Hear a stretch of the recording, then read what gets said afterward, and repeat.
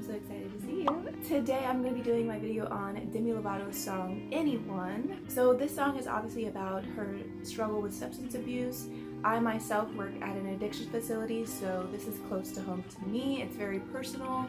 I work with a lot of people who are addicted to some very hard substances, and I understand that journey. So let's go ahead and jump into the video. I have heard this song before, and I kind of had initial thoughts about it back when it first came out. So let's see if my thoughts have changed or shifted a little bit. I don't think so, but let's go ahead and check it out.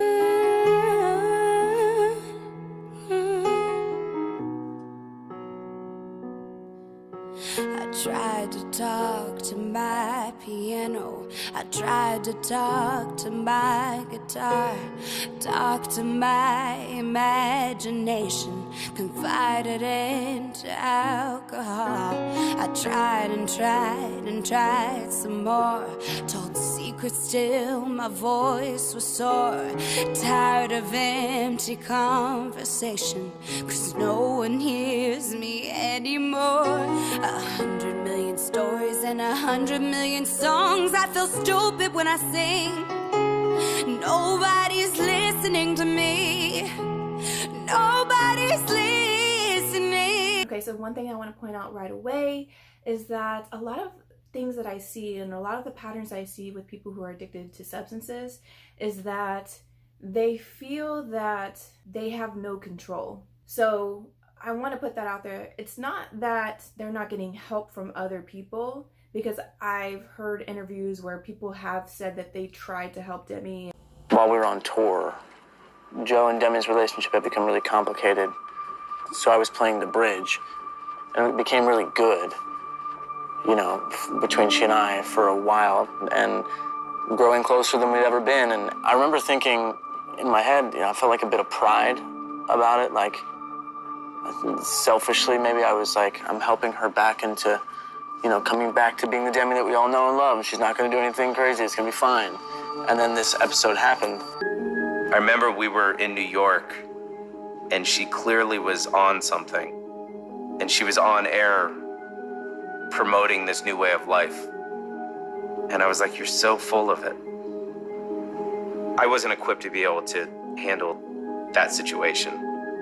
And so I got a list of several recommendations of people that specialize in this, and I ended up connecting and speaking with Mike Baer. Demi was on a road to, like, suicide. She'd have, like, bags of pills and an 8-ball of Coke. I was either craving drugs or on drugs. She is nasty. I was not easy to work with. I was using while I had a sober companion. And I went through about 20 different sober companions. It was really like she was two different people. Every day was like going to war. We were in Palm Springs, and she locked her bedroom door. She's just taken a bunch of pills. We kicked down the door. She gets taken to the hospital. The nurse is checking her in. The bottle of pills is there. She grabs the pills. She then downs all the other pills and says, "You bitch.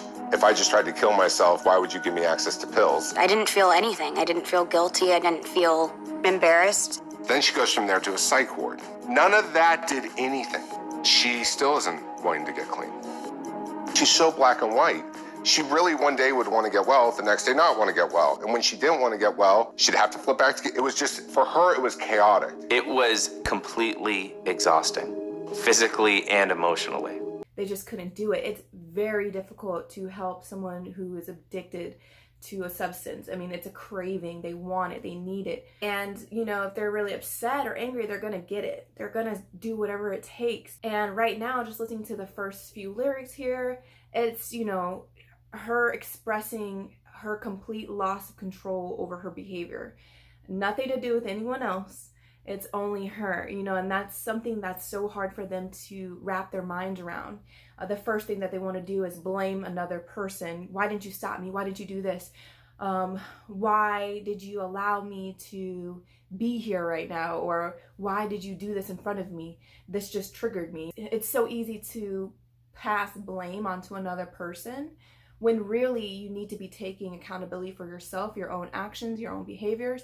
And even though it's very difficult with your addiction, it's necessary in order for you to recover. Now, I have been in cases where you know, like especially like very young teens or like adolescents who are addicted to substances and they feel like their parents don't care, or there are parents that don't care, or they really don't have a solid support system. But I don't think that's what's going on here. I think that she's having a hard time accepting her own, you know, actions, her own responsibilities. There's only so much that another person can do for someone who's addicted. And it's a very frustrating experience, you know, especially when someone who's addicted is saying, oh, I'm gonna stop, I'm never gonna do it again, and then they do it again. So it's a very frustrating and tiring, exhausting experience for another person to try to stop someone else from doing something. And it's pretty impossible. A lot of people who recover have to recover for themselves and not for other people, and not rely on other people. They really have to do it for themselves and by themselves. Talk to shooting stars, but they always get it wrong. I feel stupid when I pray. So why am I praying anyway? If nobody's listening, anyone, please send me anyone. Lord, is there anyone? I need someone.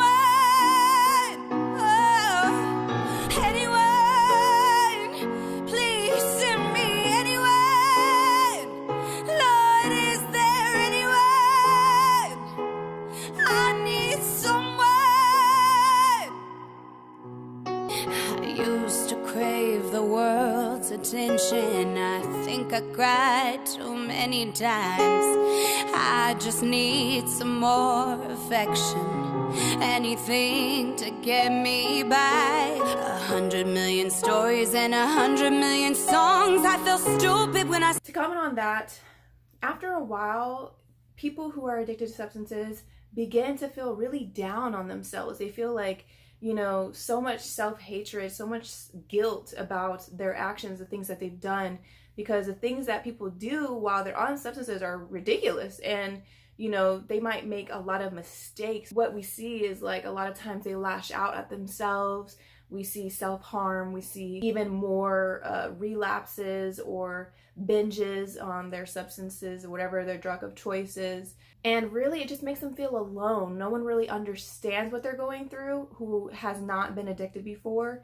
And so no one can really empathize. I mean, sympathize. And you can definitely sympathize with someone, but it's very hard to put yourself in someone's shoes if you've never been addicted before. And that's why recovery groups are so important, because they are going through the same experiences that you are going through. So that's why it's so important to connect with people who are going through the same thing, who can relate to you, who knows what you're going through, because then you can talk about it and you don't feel so alone. If you are receiving affection from family and friends, it might not feel as good, it might not feel as deep, because you feel that they don't understand what you're going through, and you know, you may even feel like they're pitying you or something. Nobody's listening. I talk to shooting stars, but they always get it wrong. I feel stupid when I pray. Why the fuck am I praying anyway? If nobody's listening, anyone, please send me anyone. Lord, is there anyone? I need someone. Oh, anyone, please send me anyone. Oh, Lord, is there anyone? I need someone. Oh, anyone. I need anyone. Oh, anyone.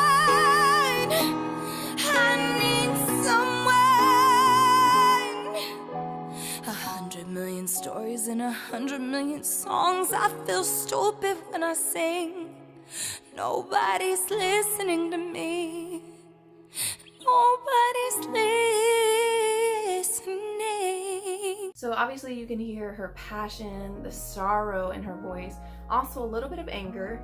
I do feel that she blames maybe people for her own condition, which we do see a lot of times in people who are addicted. is that they want to shift that blame so bad because there's so much shame, there's so much guilt and self-hatred that they want to blame someone else for this. They don't want to take accountability for this. They already feel terrible, so they don't want to accept responsibility for their own actions. After a while, addiction does become a disease. Your body craves it, your body needs it, your body will literally hurt and be very painful for you. The experience of detoxing is terrible. It sucks. It feels like you're physically ill, your blood pressure gets messed up, but in the same token, no one can make you recover but yourself. So it's kind of like having to dig yourself out of this hole. You have to kind of climb the rocks.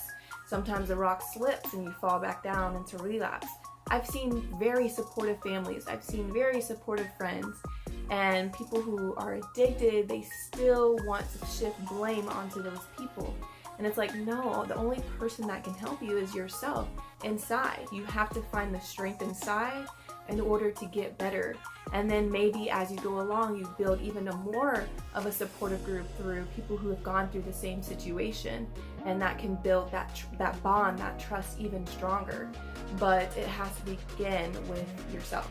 It has to begin within. And usually when people hit their lowest, their rock bottom, that's when we see them recover. All right, guys, that's all I have for today. Thank you so much for watching. Please subscribe to my channel for more videos like this.